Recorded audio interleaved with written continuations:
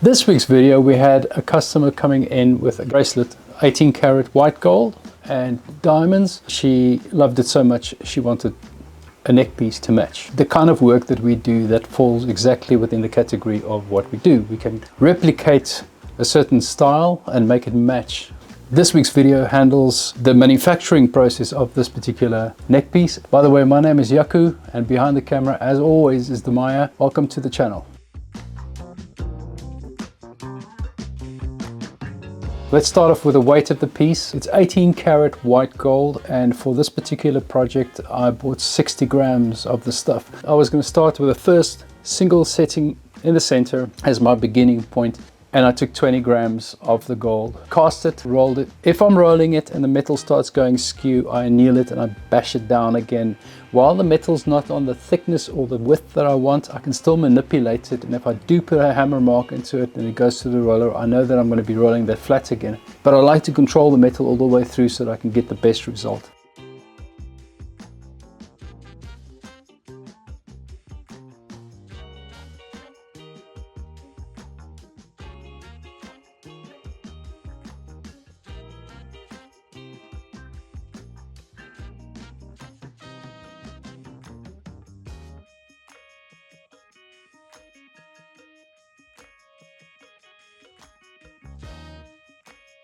The first piece that I'm going to make is the one in the center. The center one has got the biggest stones, and from there onwards they all taper down. By making the first one, I was looking to see how I was going to be able to approach the volume that's to come in the most efficient way. I've taken the measurements from the piece that we are replicating because I want them to be similar. I want them to be from the same family. And I placed the stones down on top of the plate just to give me a visual idea of what I'm looking at, how the stones space. I'm trying to get the stones as tight as absolutely possible. The gaps between the roundings of the stones is where I'm going to be placing my little wires. I've taken the actual stone sizes, I fed them into the computer, and I used the laser printer to print the exact round diameters as the stones would be onto the actual metal itself. It's technology, it's fantastic. Bringing it into a bit of old school manufacturing works really well. Once I've created that, I decided to replicate it with everything on one plate. Now the reason I did the print on one plate is because it allowed me to work with a larger piece of material. It gives me more stability when I'm working. Because of the little prints, I can cut it out roughly just outside the lines and then file them to the exact shape, and I can then separate the parts and just do that little section that I've separated them. So these have got galleries, meaning that there's a little gap between the one and the other. That little gallery and the top part, essentially the outlines are identical. Once I've cut the top sections, I then glue them on top of the secondary plate. By doing that, I can now just follow the shape that I've already cut out.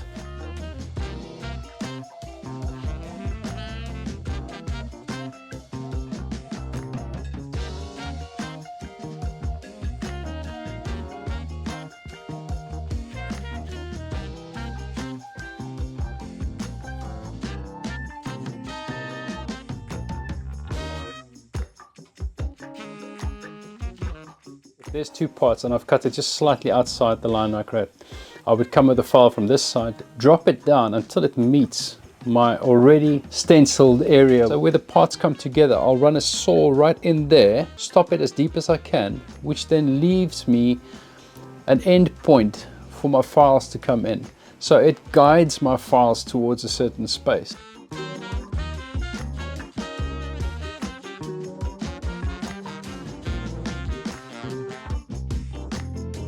Like I said in the beginning, we have these stones which are obviously round, so they're coming point to point like that. So there's a little triangle right here in the center, which allows me then to place my first wires, my first claws. Everything, as you can see from what I've done here with a stencil from the laser, is still exactly where it is. It's not the kind of thing that rubs off. It is essentially an engraving. So the detail is incredible. Use a tiny little ball phrase to get the center point, and then drill them and make them bigger so that I can fit the appropriately sized wire in. Everything is one piece, and I've put those wires through the center ones. Reason being, I'm going to be cutting them out as separate parts and filing them finished. If I then split those two areas apart, you'll be able to reassemble them and they'll be perfectly lined up from what I've just cut and filed and processed.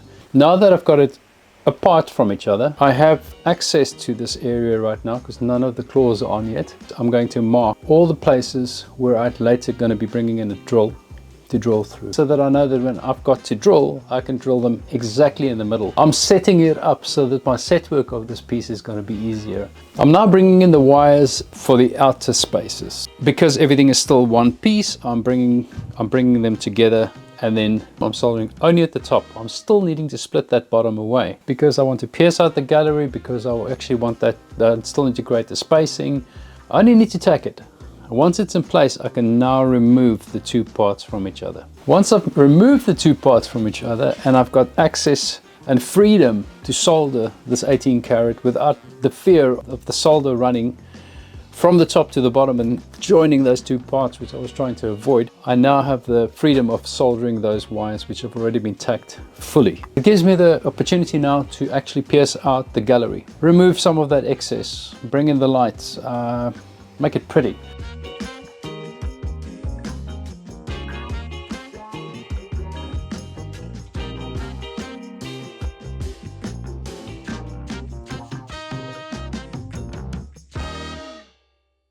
We are now finished with all the galleries. I know that all the stones are going to fit the way that they should, and we're going to start making the chain.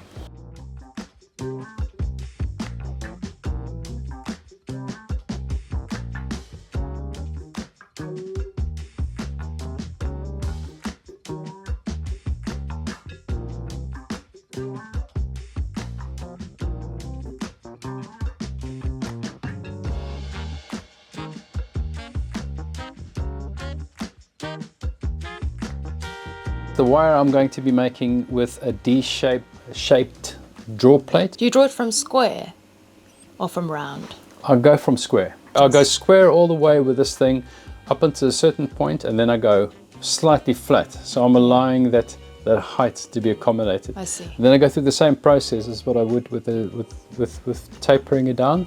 And then I go through the draw plate. Now, it's a tapering piece, so I have to do bigger D-shaped ovals holding the first setting, and then as they go down to the last part, I need them to slightly move down all the way to meet the smaller settings, because they all go slightly smaller as they're coming up the neck, and then where they join the actual chain itself, they need to be on their smallest. They need to meet this chain which we're going to be making. Half of the piece is going to be the neck piece with the diamonds in, and then the part that runs around the neck is going to be a handmade belt shilling.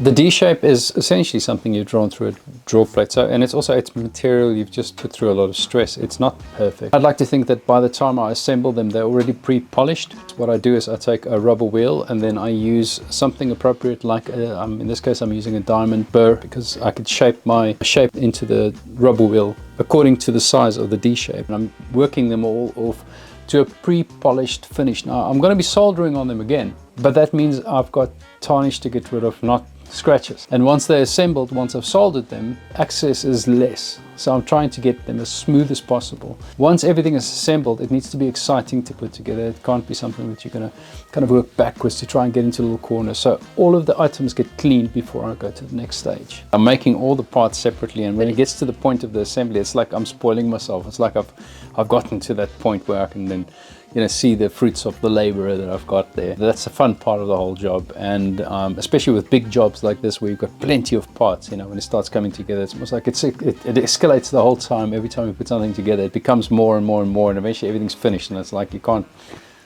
handle the excitement.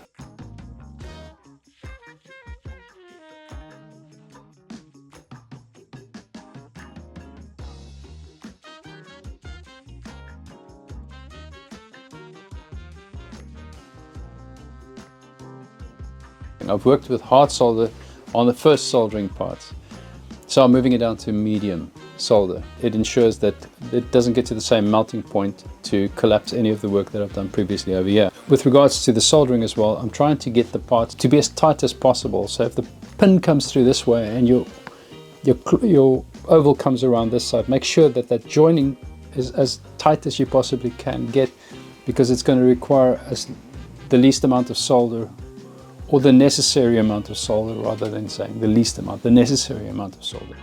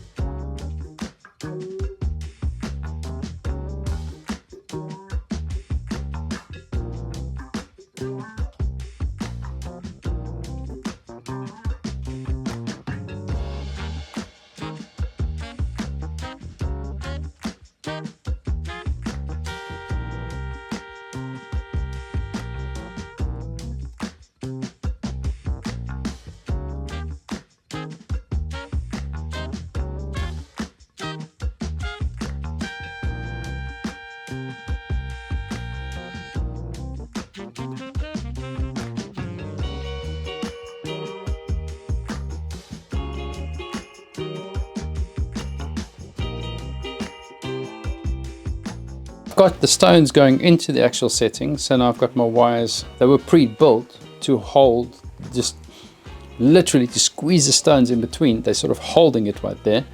All I need to do with this wires is to pull them slightly inwards and the stones are set. And the ones in the center, which are holding the two big stones, I just have to hammer them ever so slightly down, and then what happens is they're spread out, and everything is just held together by each other. It's really cool. So I'm using a rubber wheel, a blue rubber wheel, once I've cut the wires off, to just flatten everything. So I'm just looking at a flat surface.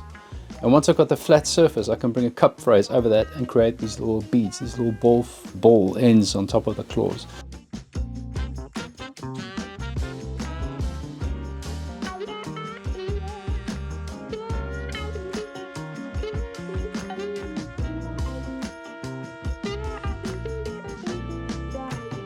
We've done a good proper cleanup of the whole thing. Remember all the work that I did beforehand? That's really paid off.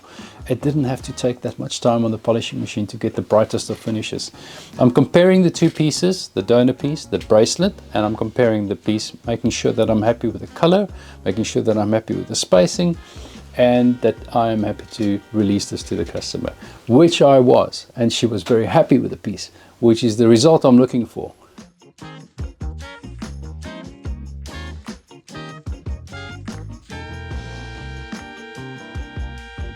It's fantastic to be involved in these special moments. It seriously is a job that just you can't get tired of. Tired? Yeah. Tired of the job? No. If you find something that you are always excited to do, doesn't matter how long you've been doing it, then you're doing something right. You're not actually working. It's really just a lot of fun. You just spend your day doing this thing that you love. I really enjoyed this one. It's got all the meaning that I believe that is connected to something being made by hand and dealing with somebody personally. It is complete.